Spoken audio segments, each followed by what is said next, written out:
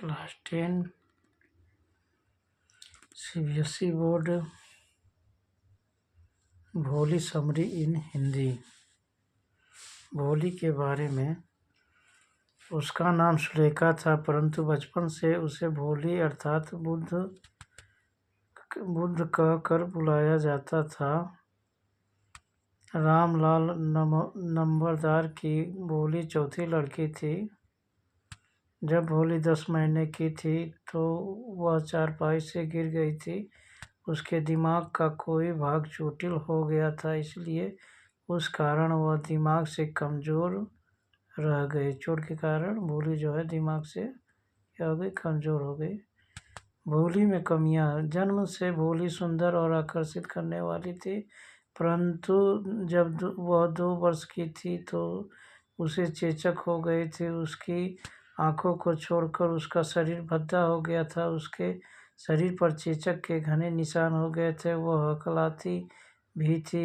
दूसरे बच्चों उसका मजाक उड़ाते थे। परिणामस्वरूप वह कम बोलती थी। भोली के बारे में चिंताएं। रामलाल की 7 संतानें थीं, 3 लड़के और 4 लड़कियां। भोली सबसे छोटी थी। भोली को छोड़कर सभी बच्चे स्वस्थ थे। मंगला और चंपा की शादी हो जानी थी जब उनका समय आएगा। सबसे बड़ी लड़की राधा की तो पहले ही शादी हो चुकी थी, परंतु रामलाल की को भोली के बारे में चिंता थी। वह न तो सुंदर थी न ही निपुण। भोली को स्कूल ले जाना। भोली 7 वर्ष की थी जब गांव में प्राइमरी स्कूल खुला। तहसीलदार स्कूल खुलने की रस्म पूरी करने आया।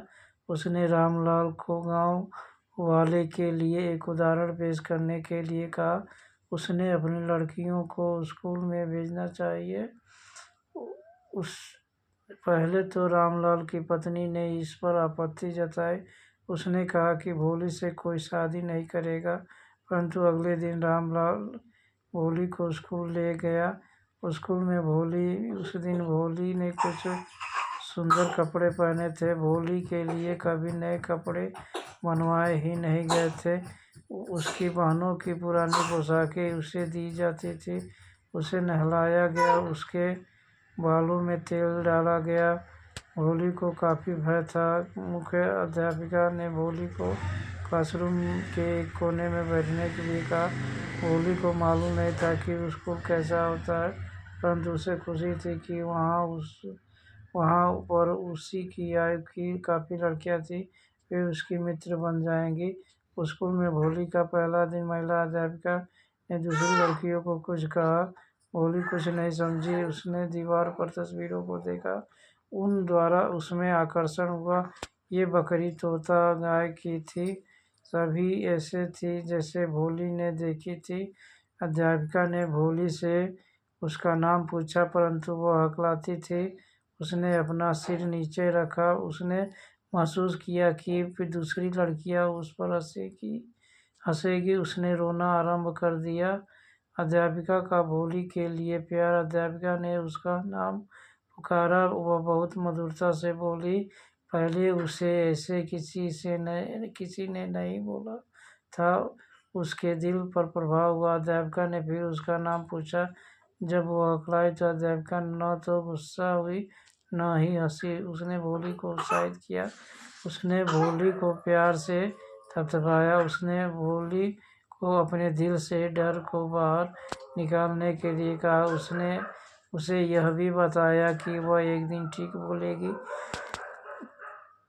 फिर वह किसी से नहीं डरेगी। भोली पढ़ना आरंभ करती है। अध्यापिका ने भोली को एक पुस्तक दी।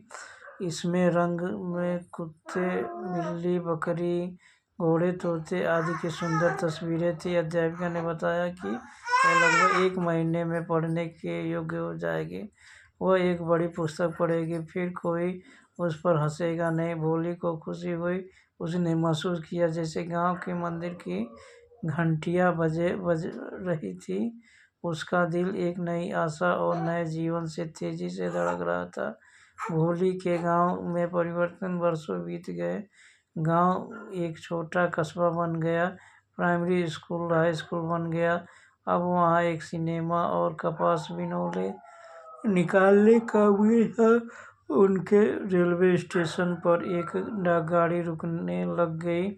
दिसंबर के साथ भोली की शादी के बारे में एक रात शाम के खाने के बाद रामलाल ने अपनी पत्नी से भोली के साथ शादी करने के दिसंबर के प्रस्ताव के बारे में पूछा।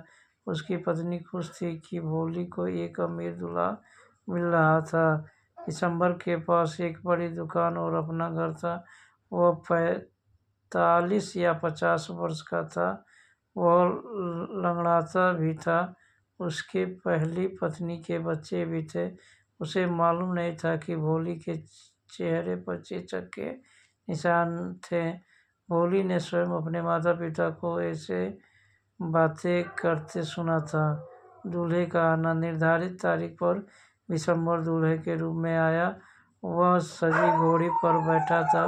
दूल्हे के आगे पीतल का बैंड चल रहा था। भोली की बहनें उससे ईर्ष्या करने लग गईं। रामलाल को भी ऐसी शान देखकर काफी खुशी हुई। उसने कभी स्वप्न में भी नहीं लिया था कि उसकी चौथी लड़की की इतनी शानदार शादी होगी। शादी के बारे में निर्धारित समय पर ब्राह्मण ने दुल्हन को लाने के लिए कहा। भोली दुल्हन की लाल सिल्क की पोशाक पहने हुए थी। दिसंबर के मित्रों में से एक मित्र ने भोली को दूल्हे को वरमाला पहनाने को कहा। महिलाओं ने भोली के घूंघट को पीछे हटाया। दिसंबर ने उसे शीघ्रता से देखा। उसने अपने मित्र से पूछा कि क्या उसने भोली के चेहरे पर चेचक के निशान देखे हैं।